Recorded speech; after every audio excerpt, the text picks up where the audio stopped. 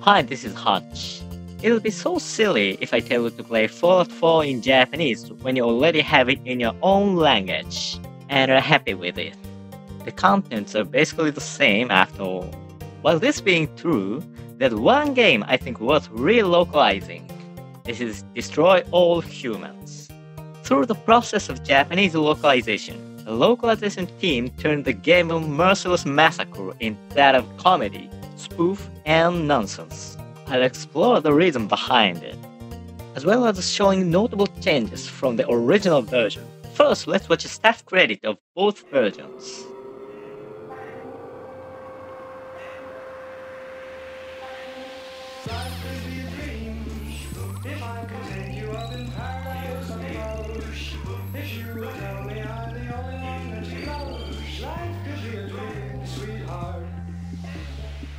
Then Japanese version.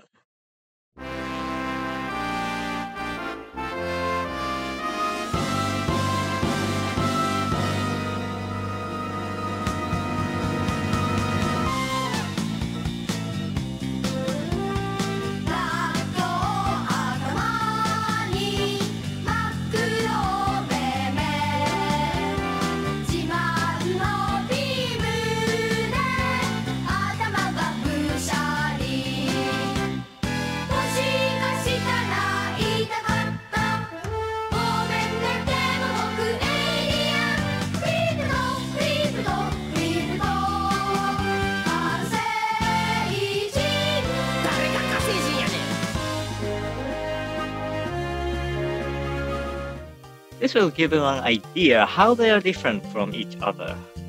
Why did they have to be so different?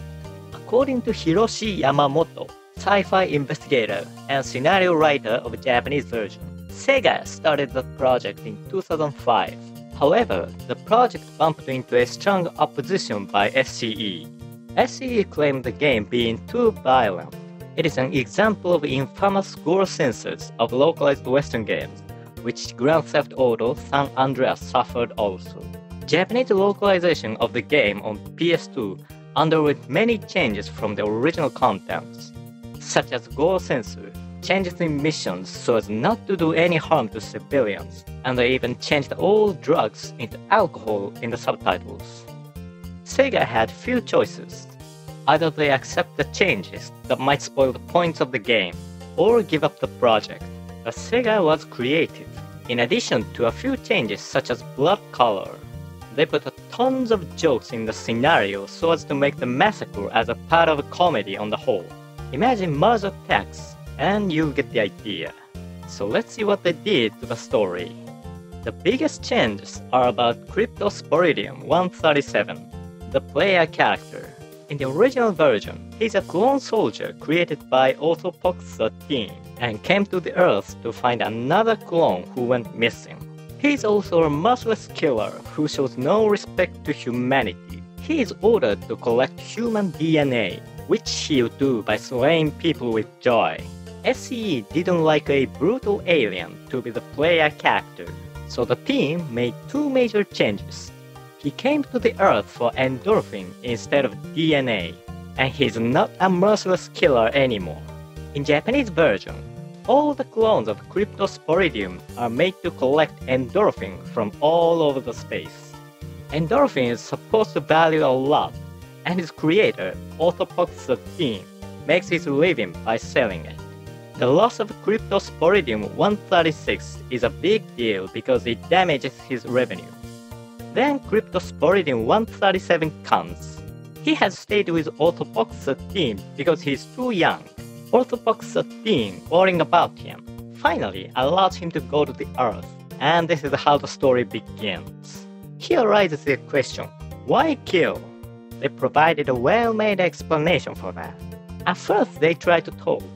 Orthopox 13 even inhibits Crypto to attack people at first.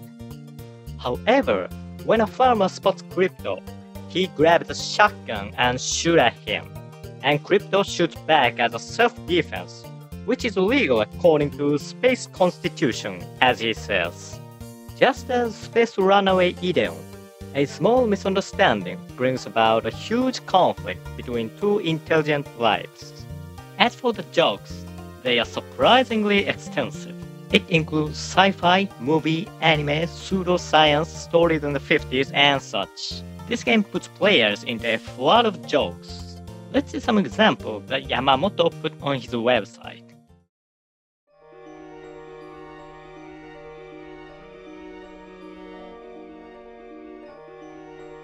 It's about Clint Eastwood, who appeared in 1955 film Tarantula. He was far from famous at the time.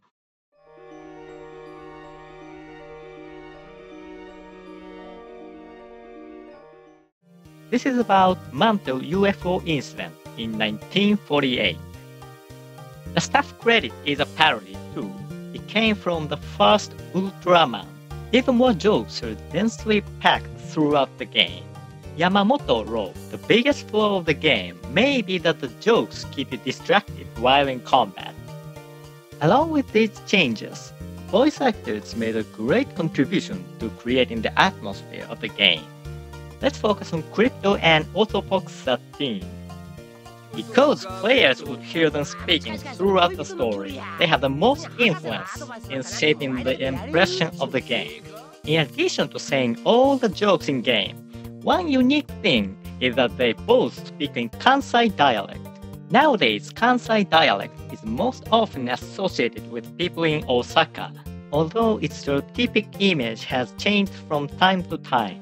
Because Osaka has become famous for comedy shows, manzai, during the 20th century, people tend to associate Kansai dialect with jokes and comedy.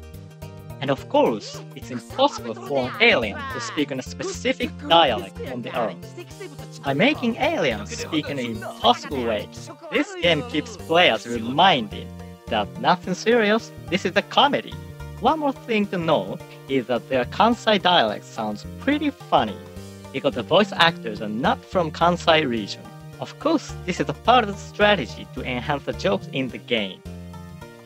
With all the effort and creativity of Sega, Destroy All Humans was recreated to be a comedy game and successfully localized to Japanese. Of course, it's an extreme case, and this kind of things always comes with a controversy. However, I do admire that it's a very creative deal. And sometime do I expect the day to come when it's re-localized into English and everyone can experience this masterpiece of video game localization.